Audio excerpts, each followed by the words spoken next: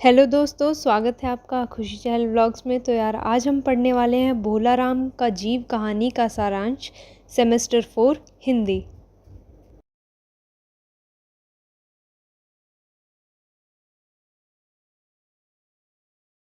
प्रस्तुत पाठ या व्यंग लेख भोला राम का जीव लेखक हरिशंकर परसाई जी के द्वारा लिखित है।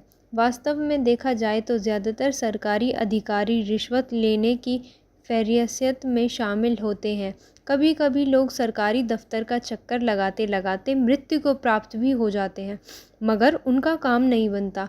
इन्हीं भ्रष्टाचार या व्यंग्यात्मक बाण चलाते हुए लेखक ने यह कहानी लिखी है। यदि इस कहानी के दूसरे पक्ष की बात करें तो इसमें भोला राम नामक व्यक्ति के लगातार 5 वर्षों तक पेंशन हेतु संघर्ष करने का मामरिक चित्रण है।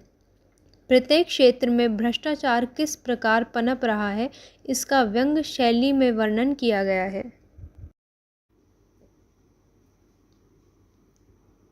प्रस्तुत व्यंग लेख के अनुसार धर्मराज लाखों वर्षों से असंख्य लोगों को कर्म और सिफारिश के आधार पर स्वर्ग या नरक भेजते आ रहे हैं, पर सामने बैठे चित्रगुप्त बार बार चश्मा पोंछ बार बार थूक से पन्ने पलट रजिस्टर देख रहे थे, परंतु कोई गलती नजर नहीं आ रही थी।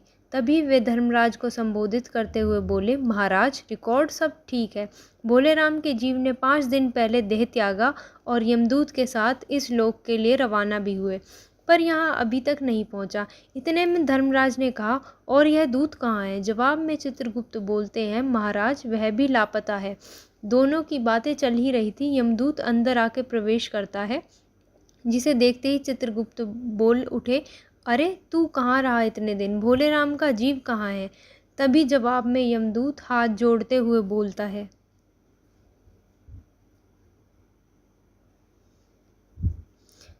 दयानिधन, आज तक मैंने धोखा नहीं खाया था, पर भोले राम का जीव मुझे चकमा दे गया। भोले राम की देह को त्यागते ही मैंने जीव को पकड़ा और इस लोक की यात्रा आरंभ की, किंतु वह जीव मेरे चुंगल से छूटकर ना जाने कहाँ गायब हो गया।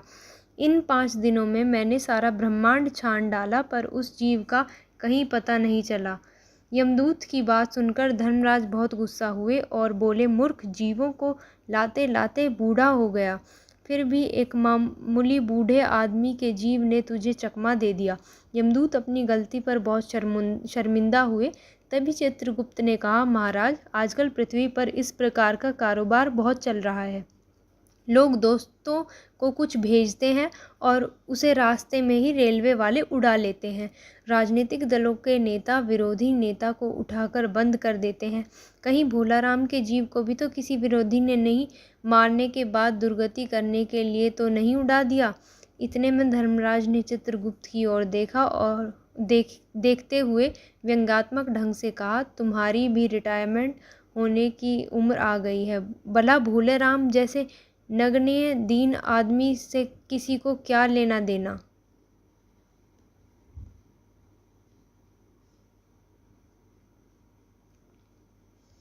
इतने में नारद मुनि भी वहां पर आ गए और धर्मराज को चिंतित देखकर उनसे कारण पूछे तो धर्मराज ने उत्तर दिया, भोले राम नाम के एक आदमी की 5 दिन पहले मृत्यु हुई।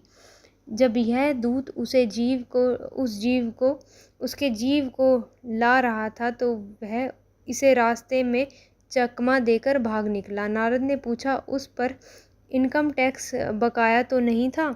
हो सकता है उन लोगों ने रोक लिया हो।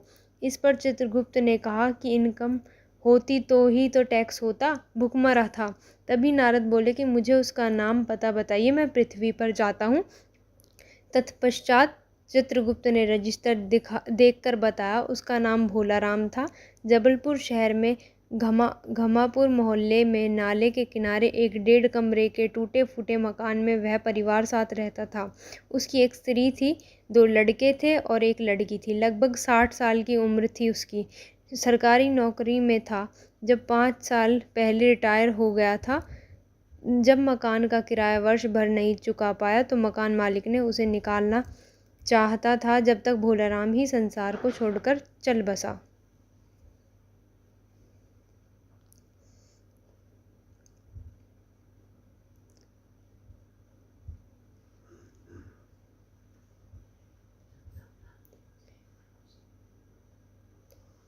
तलाश के सिलसिले में नारद बाबू के पास गए। उसने तीसरे के पास भेजा, तीसरे ने चौथे के पास, चौथे ने पांचवे के पास। जब नारद 25-30 बाबुओं और अफसरों के पास घूम आए तब एक चपरासी ने कहा, महाराज आप क्यों इस झंझट में पड़ गए? आप साल भर भी यहाँ चक्कर लगाते रहे तो भी काम नहीं होगा। आप सीधे बड़े साहब से मिलिए, उन्हें खुश कर दिया दो, अभी तुरंत आपका काम हो जाएगा। जब नारद ने बड़े साहब के कमरे में पहुंचा तो साहब बहुत नाराज़ होकर कहने लगे, इसे कोई मंदिर वंदिर समझ लिया है क्या? धड़धड़ाते चले आए, चिट क्यों नहीं भेजी? जवाब में नारद ने बोला, आपका चपरासी सो रहा है। तभी साहब ने रौब से पूछा, क्या काम है? इतने में नारद ने भोलाराम का पेंशन केस के बारे में बतलाया। तभी साहब बोले, आप हैं वैरागी, दफ्तरों के रीति रिवाज नहीं जानते, यहाँ पर दान पुण्य भी करना पड़ता है। साहब का इशारा सीधे सीधे रिश्वत की गड्डियों से था। बल्कि बदले में जब साहब ने नारद की वीणा का मांग किया तो उन्होंने अपना वीणा देते हुए बोला, यह लीजिए, अब ज़रा जल्दी भोलेनाथ की पेंशन का ऑर्डर निकाल दीजिए। नारद की बात सुनकर साहब खुश हो गए। नारद को कुर्सी दी और चपरासी को बुलवाया। चपरासी को फाइल लाने के लिए कहा। कुछ ही देर में चपरासी भोलेराम की 100-150 दरखास्तों से भरी फाइल लेकर आया। उसमें पेंशन के कागज़ भी थे। साहब ने फाइल का नाम देखा और निश्चित करने के लिए पूछा, क्या नाम बताया साधु जी आपने? नारद ने जवाब में बोला, भोलाराम। तभी अचानक फाइल में से आवाज़ आई, कौन पुकार रहा है मुझे? पोस्टमैन है क्या? पेंशन का ऑर्डर आ गया? आवाज़ सुनते ही नारद चौंके, लेकिन तुरंत वे मामले को समझ गए और बोले, भोलाराम? तुम क्या भोलाराम के जीव हो? तभी आवाज़ आई, हाँ।